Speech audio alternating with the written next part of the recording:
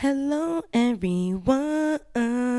Welcome back to Unfiltered and Unapologetic, the space where we talk about healing, faith, money, mindset, and the things we were never taught how to name without leaving our culture out.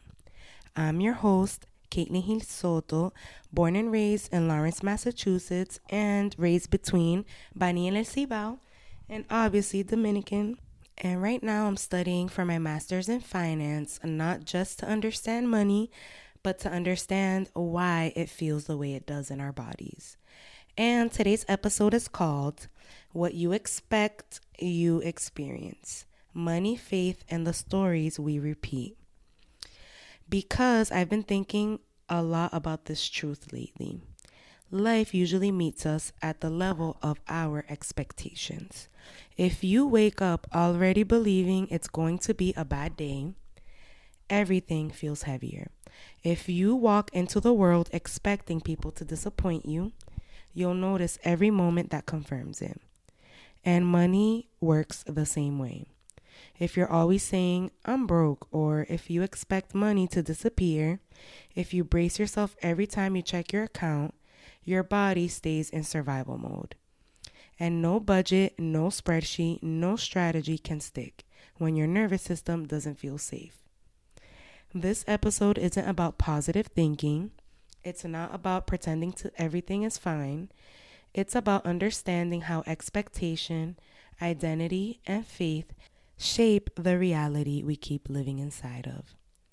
There's a teacher named Neville Goddard who talked about this idea that we don't experience life based on what we want, but based on what we quietly expect to be true. And when it comes to money, those expectations are usually inherited from our families, from survival, from fear, from stories we learned long before we had words for them. So, today we're going to talk about why budgeting alone doesn't work, why fear blocks follow through, how expectation shapes money behavior, and how faith, real grounded faith, can help us choose a different story without bypassing reality. This isn't about blaming yourself, and it's not about hustling harder. It's about learning how to feel safe enough to expect something better. Let's get into it. Before we talk about money, we have to talk about expectation because most of us don't realize this. We don't just react to life, we enter it already assuming how it's going to go. If you wake up expecting the day to be hard, your body stays tense.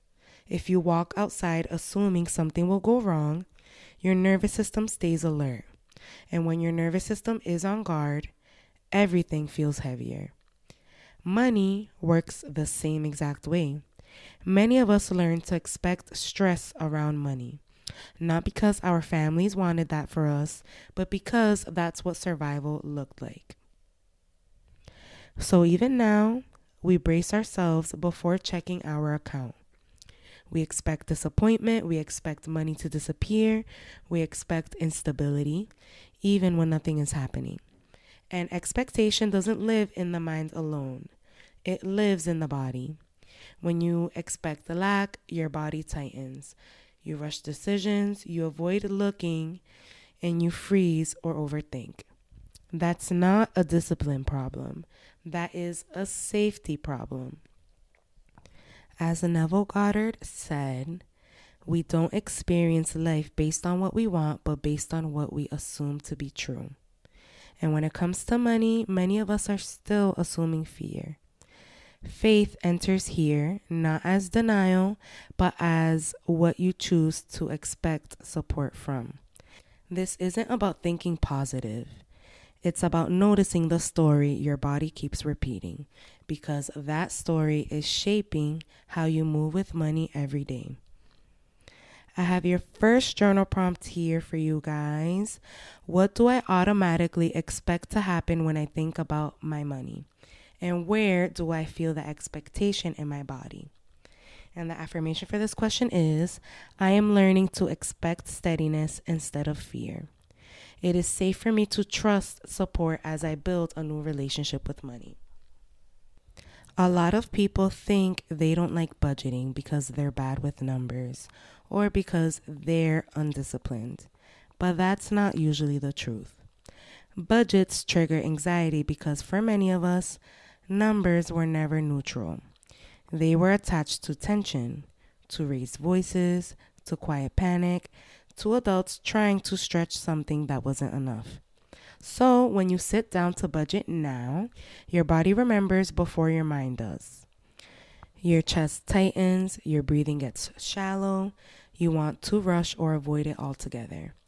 That's your nervous system saying, this doesn't feel safe. And when something doesn't feel safe, the body goes into protection mode. Procrastination, avoidance, impulse spending, or freezing completely. Not because you don't care, but because your body is trying to keep you from feeling stress again. This is why so many people can make a budget but can't follow it. Follow through requires regulation, and regulation requires safety. Faith shows up here quietly. Faith isn't forcing yourself to look at numbers while your body is panicking. Faith is trusting that you can slow down, that provision doesn't disappear because you look, and that awareness won't harm you. When you stop treating money like an emergency, your behavior naturally becomes more consistent. Not because you're trying harder, but because you're finally calm enough to stay present. I have another journal prompt here for you guys. When I think about budgeting, what emotion shows up first? And what past memory might my body be responding to?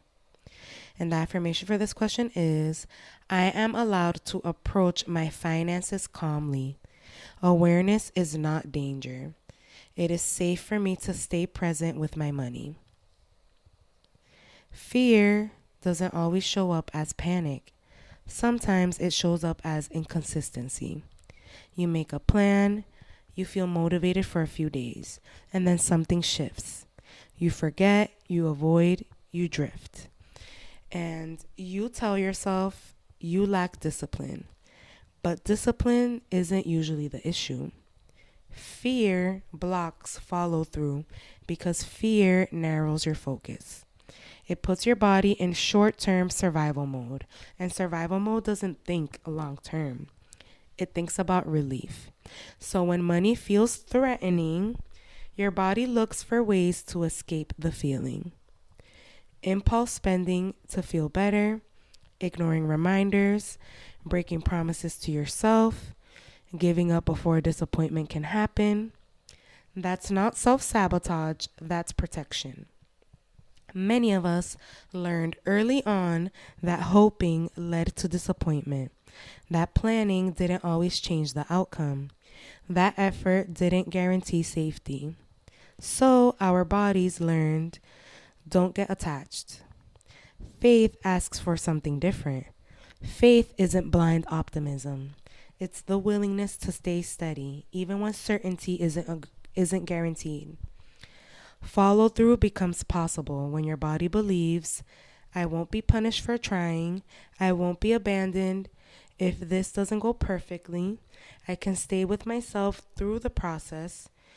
Consistency doesn't come from pressure, it comes from trust. I have another journal prompt here for you guys. Where in my financial life do I lose consistency? And what fear might I be trying to protect myself from feeling? And the affirmation for this question is, I can stay with my intentions without rushing or abandoning myself. It is safe for me to move forward even without certainty.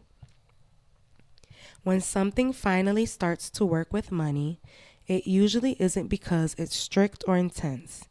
It works because it feels safe enough to repeat. Gentle practices stick because they don't activate fear. They don't demand perfection. They don't shame mistakes. They don't require your nervous system to brace itself. And this is where expectation quietly changes behavior. If you expect checking your money will feel overwhelming, you avoid it. If you expect it to feel neutral or even grounding, you show up more often. Small, steady practices tell your body, I can handle this. That might look like checking your balance without judging it, tracking one category instead of everything, setting reminders that feel supportive, not urgent, pausing before spending to ask how your body feels. None of these are complicated, but they work because they don't rely on force. Faith lives in these small moments. Faith is choosing consistency over intensity, trusting that showing up gently is enough, believing that provision grows through steadiness, not pressure. When you stop expecting money to overwhelm you, your relationship with it begins to change. Not overnight, but reliably. I have another journal prompt here for you guys. What is one money practice I could repeat consistently if I stopped expecting it to feel stressful? And the affirmation for this question is I am allowed to build financial stability gently. Small, steady actions are enough to create change. By now, I hope this is clear. Money doesn't respond to pressure first, it responds to safety. Strategy matters, but strategy can't land if your body is still bracing for loss. When you feel unsafe, even the best plan feels heavy. When you feel regulated, simple actions become possible. This is why so many people keep changing methods instead of addressing the foundation. You don't need a harsher system. You don't need to lock in harder. You don't need to shame yourself into consistency. You need to feel safe enough to expect support. Faith lives here, not in control, but in trust. Trust that looking won't hurt you. Trust that small steps count. Trust that provision doesn't disappear just because you slow down. When safety comes first, behavior flows naturally. Not perfectly, not instantly, but honestly. And that's how real change lasts. I have the last journal prompt here for you guys. If my financial choices were guided by safety instead of fear, what would I do differently this month? And the affirmations for this question is I choose safety before strategy. I trust that steadiness creates provision. I am allowed to build a calm, faithful relationship with my money. And now we're going to get into our prayer. Take a deep breath and put your hand on your chest. Dear God, I'm asking for a different relationship with money. Not one built on fear, not one built on pressure, not one built on old stories that taught me to brace myself. Help me release the expectation that lack is inevitable. Help my body learn that it doesn't have to panic to survive. Teach me how to expect support without pretending everything is perfect. Teach me how to trust provision even when I'm still rebuilding. I ask for steadiness, not rush. I ask for clarity, not control. I ask for consistency, not shame. Where my nervous system learned fear, bring calm. Where I learned scarcity, bring trust. Where I learned to abandon myself, help me stay. Let my expectations shift gently. Let my choices follow safety. Let my faith be something that grounds me, not something I use to bypass what I feel. I choose to believe that I am supported as I build something healthier. I choose to believe that provision can meet me without urgency or fear. Amen. If this episode touched you, please share with whoever comes to mind. I also have blank journals for sale on Amazon. The link will be in the show notes. And if you want to make a monthly contribution to support the show, the link is also in the show notes. And please follow me on TikTok and on Instagram at Unfill and Unapologetic Pod. Thank you again for being in this space with me. I will see you in the next episode.